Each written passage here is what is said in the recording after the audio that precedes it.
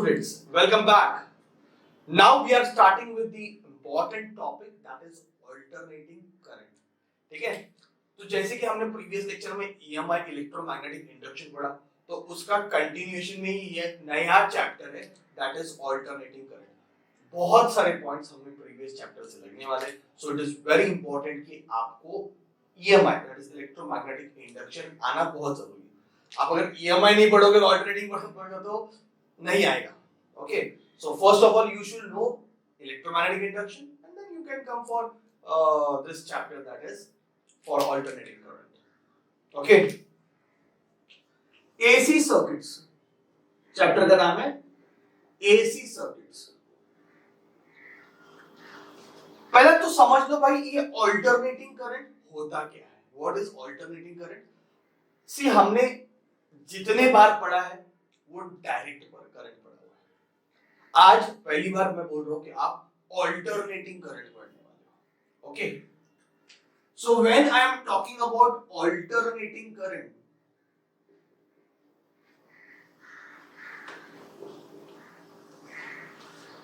Previous chapter से हमने जो alternating EMF that is AC generate किया, ओके, उसका इक्वेशन है E is equal to E naught sin omega t. This is alternating voltage. ठीक है, ये प्रीवियस लेक्चर में हमने जनरेट किया, अभी लर्न कर दो, है ना. EMF जो कॉइल, रोटेटिंग कॉइल रहती है, वो EMF जो बनाती है उसका formula E is equal to E naught sin omega t. Basically आप बोल सकते हो ये सोर्स का पोटेंशियल जो हमारे घर पे अल्टरनेटिंग करंट आता है, आप जो स्विच बोर्ड है ना उधर ये इक्वेशन लग सकता है. अल्टरनेटिंग करंट का ईएमएफ का इक्वेशन है, ये प्रीवियस लेक्चर में डिराइव किया, एज इट इज लर्न करो. E is equal to E naught sin omega t. इसको जब मैं चेक करता हूं ना और इसको मैं ग्राफ इसका ड्रॉ करता हूं, if I try to draw a graph, एक तो इसमें साइन दिख रहा है, मतलब ये एक साइनोसाइडल वेव रिप्रेजेंट करेगा. यस और no? If omega t is angle, that omega t is the angle that is a phase, तो ये 0, ये pi by 2, ये pi, ये 3 pi by 2 और ये 2 pi. ओके, तो ये एंगल मैंने ड्रॉ कर दिया कि मैंने ग्राफ इसका ड्रॉ किया. ये मैक्सिमम वैल्यू, ये सब EMF की ये मैक्सिमम वैल्यू, इससे ज्यादा वैल्यू नहीं जा सकती, ये मैक्सिमम वैल्यू. इस मैक्सिमम वैल्यू को हम पीक वैल्यू ऐसे बोलते हैं. क्या बोलते हैं बच्चों इसको? Peak value. ठीक है, सो ये मैक्सिमम वैल्यू है, इसको हम क्या बोलने वाले हैं? पीक वैल्यू बोलने वाले हैं. So peak value is the maximum voltage और maximum EMF which is produced. और हर time, each and every time, EMF is changing, it is not constant. क्योंकि E टाइम पे डिपेंड है. जैसे टाइम बढ़ेगा EMF क्या होगा? चेंज होगा, और उसका नेचर साइनोसाइडल है. उसका नेचर कैसे है? साइनोसाइडल नेचर है. मतलब जैसे जैसे टाइम बढ़ रहा था, स्टार्टिंग में EMF बढ़ा, फिर EMF कम हो गया, फिर उसकी डायरेक्शन रिवर्स हो गई, फिर वापस EMF बढ़ा और फिर EMF क्या हो गया? कम हो गया. ठीक है, सिंपल वे में कंटिन्यूअसली E की वैल्यू क्या हो रही है? चेंज हो रही है, फ्लक्चुएट हो रही है with respect to time. Okay, तो किसी भी टाइम पे E का वैल्यू अगर आपको ढूंढना है, to find value of E at any time, okay, it is nothing but instantaneous EMF. okay, और instantaneous voltage लिखता हूं मैं, तो वो instantaneous वैल्यू. तो ये E is equal to E naught sin omega t में ये E क्या रिप्रेजेंट कर रहा है? Instantaneous voltage. और E naught क्या रिप्रेजेंट कर रहा है? Peak voltage. समझ में आ रहा है? E क्या रिप्रेजेंट कर रहा है? इंस्टेंटेनियस वोल्टेज, और ई नॉट क्या बोल रहे हैं, पीक वोल्टेज। पीक वोल्टेज का मतलब है मैक्सिमम वोल्टेज, मैक्सिमम वर्ड में यूज नहीं करने वाला, तो मैक्सिमम को मैं बोला पीक वोल्टेज है, पीक वोल्टेज है। और किसी भी, अगर मुझे किसी ने पूछा भाई अल्टरनेटिंग करंट की वैल्यू बता कितनी है, तो मैं वैल्यू तो नहीं बता सकता। अगर किसी ने मुझे पूछा कि अल्टरनेटिंग करंट की वैल्यू बता, कहां से पता है, वो तो कंटीन्यूअसली चेंज हो रही है, तो मुझे टाइम दो, मैं तुम्हें वैल्यू दूंगा, ठीक है। आपने अगर मुझे टाइम दिया तो उस टाइम के लिए मैं ई की वैल्यू ढूंढ सकता हूं, और उसको हम बोलते हैं इंस्टेंटेनियस वोल्टेज। क्या बोलते हैं उसको, इंस्टेंट। तो जब भी आप इंस्टेंटेनियस वैल्यू ढूंढने जाओगे तो आपको क्या मालूम होना चाहिए, टाइम। तो यहाँ पे टाइम की वैल्यू सब्स्टिट्यूट करो, आपको ई मिल जाएगा। तो समझ लो, पहचान कर लो, ई क्या है, इंस्टेंटेनियस। उस टाइम पे ई की वैल्यू क्या है, पर्टिकुलर टाइम पे ई की वैल्यू क्या है, दैट इज इंस्टेंटेनियस वोल्टेज। और ई नॉट क्या है, peak voltage. I hope this is clear. और अल्टरनेटिव क्यों बोल रहे हैं, समझा, क्योंकि वैल्यू बढ़ रही है, कम हो रही है, फिर उसका डायरेक्शन चेंज हो रहा है, बढ़ रही है, कम हो रही है, बढ़ रही है, कम हो रही है, ये ऐसा नाटक चल रहा है, इसलिए इसका हमने नाम रखा alternating current. Okay, alternating voltage. Current की बात करेंगे तो करंट के लिए इक्वेशन बनेगा I is equal to I naught sin omega t plus alpha. जैसे मैंने ईएमएफ का, वोल्टेज का एक इक्वेशन बनाया, वैसे मैंने करंट का एक इक्वेशन बनाया, I is equal to I naught sin omega t plus alpha. ये अल्फा जो है वो फेज डिफरेंस है बिटवीन E एंड I। ये E और I में जो फेज डिफरेंस है वो अल्फा है, और वो कंपोनेंट टू कंपोनेंट चेंज होता है, वही पढ़ना है पूरे चैप्टर में। मतलब रेजिस्टर के लिए अलग नेचर रहता है, इंडक्टर के लिए कुछ और बिहेवियर बता रहा है, कैपेसिटर के लिए कुछ और बिहेवियर बता रहा है। तो ये जो अल्फा का वैल्यू बार-बार चेंज होता रहता है, it keeps on changing, it keeps on varying, so it's a phase difference between E and I। Okay, अभी जनरली अपन बात कर रहे हैं, मैंने कोई सर्किट तो डिजाइन नहीं किया कि मैंने सर्किट में एक रेजिस्टर लगाया कि कैपेसिटर लगाया, ऐसे कुछ तो बोले, तो जनरली हमने अल्फा नाम लिया। तो अल्फा 0 भी हो सकता है, 30 भी हो सकता है, 90 भी हो सकता है, कुछ भी हो सकता है अल्फा, ठीक है। तो ई और आई का फेज डिफरेंस है। तो ये हो गया अल्टरनेटिंग करंट। देखो ये भी साइनोसॉइडल नेचर है, ये साइनोसॉइडल मतलब उसकी वैल्यू फ्लक्चुएट होने वाली है, उसकी वैल्यू चेंज होने वाली है। अल्टरनेटिंग करंट के बारे में तुम लोग मुझे ये पॉइंट्स हमेशा याद रखना। Alternating voltage, current is not constant, it is changing, it is changing in magnitude as well as direction।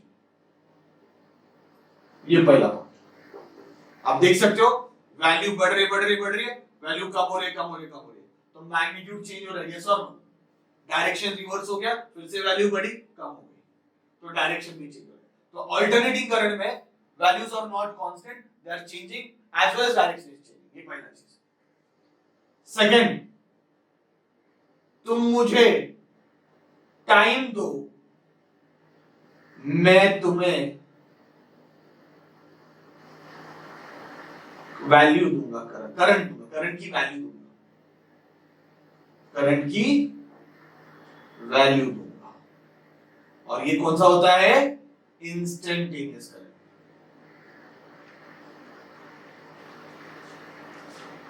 ठीक है, टाइम बताओ, टाइम वैल्यू सब्स्टिट्यूट कर दूंगा, पोटेंशियल से तो यहां से मिलेगा, करंट से तो यहां से मिलेगा। ठीक है, ये बहुत इंपॉर्टेंट है कि हम इस इक्वेशन से किसकी वैल्यू निकालते हैं। ई नॉट जो है वो पीक वैल्यू है। पीक का मतलब क्या होता है, मैक्सिमम वैल्यू। ठीक है, फिर अभी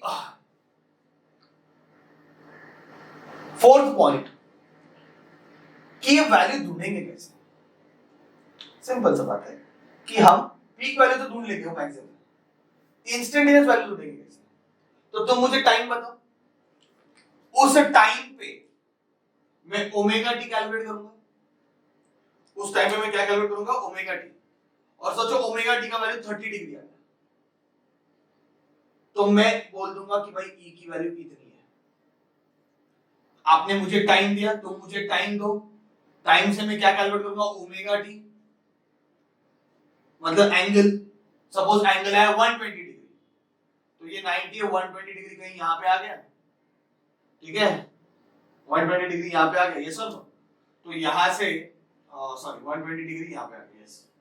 ये कितना है, 30 डिग्री है, ये 120 डिग्री। तो 120 डिग्री पे मैं बोलूंगा भाई ये वैल्यू है, तो तुम मुझे टाइम दो, मैं आपको वैल्यू दूंगा। किससे दूंगा? ग्राफ से दूंगा। ये ग्राफ को ओके हम हमेशा बोलते हैं वेव डायग्राम।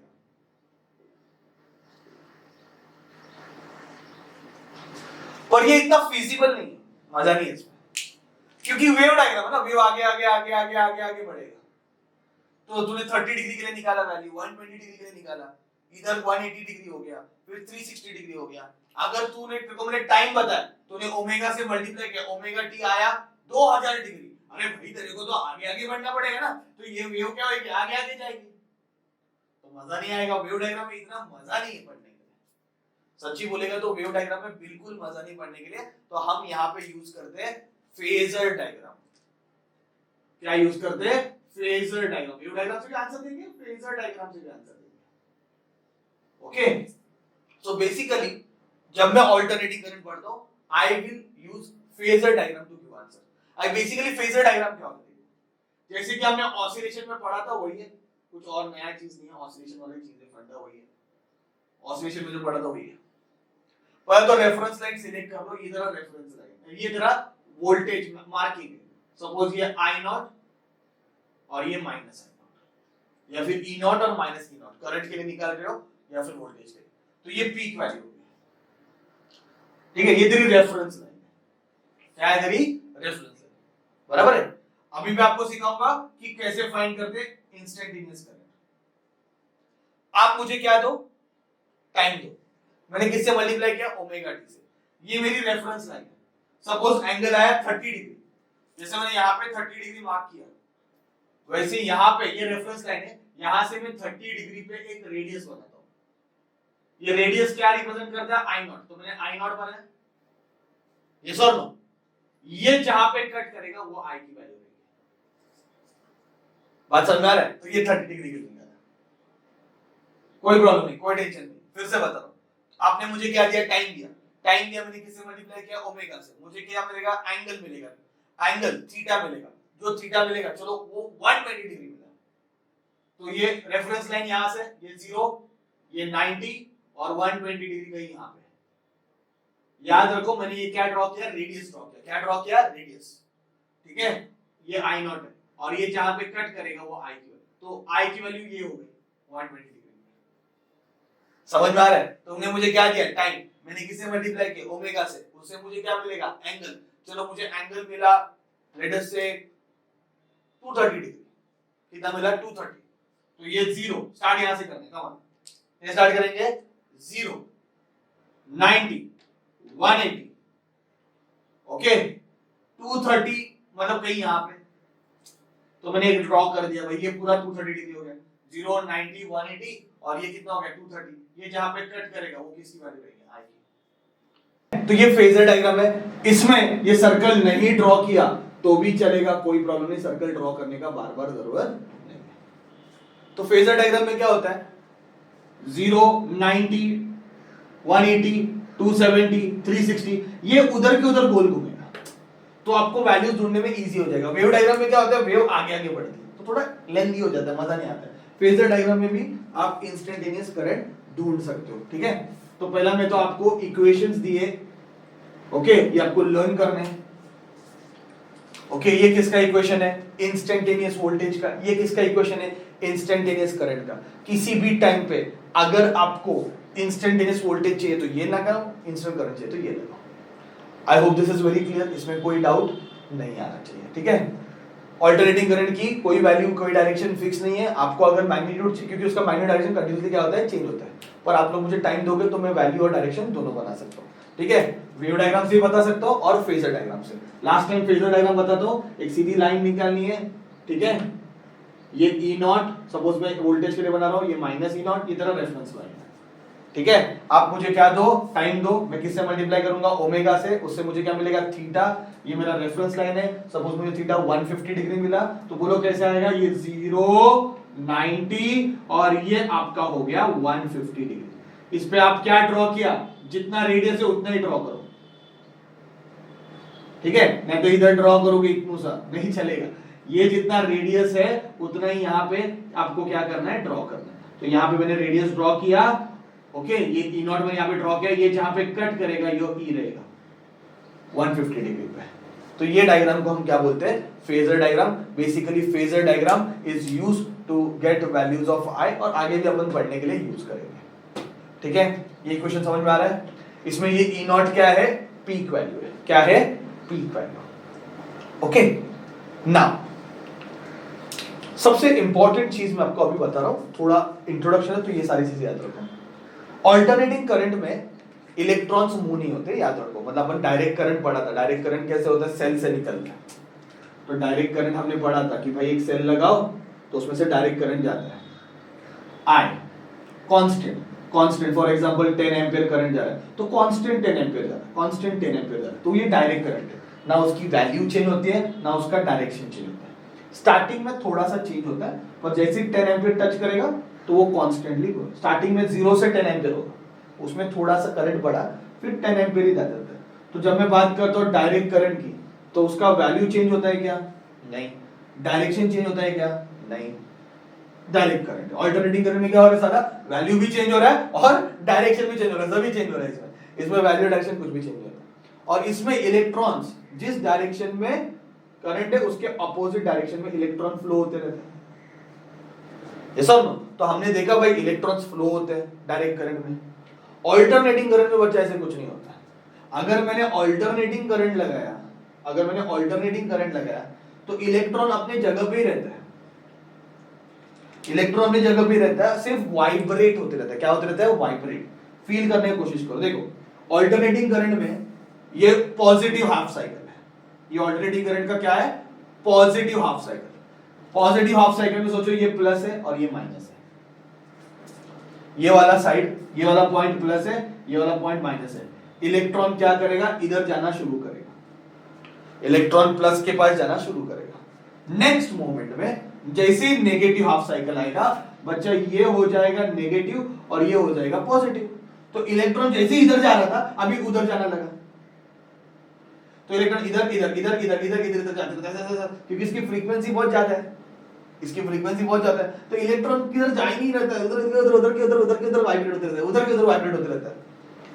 सिर्फ एनर्जी ट्रांसफर होती है, जैसे कि वेव मोशन में होता है। पानी में पत्थर मारोगे पार्टिकल्स मूव नहीं होते, पर एनर्जी आती है ना किनारे तक, वैसे ही इलेक्ट्रॉन्स मूव नहीं होते, इलेक्ट्रॉन अपनी जगह पे वाइब्रेट होते रहते हैं। क्या होते रहते हैं, वाइब्रेट,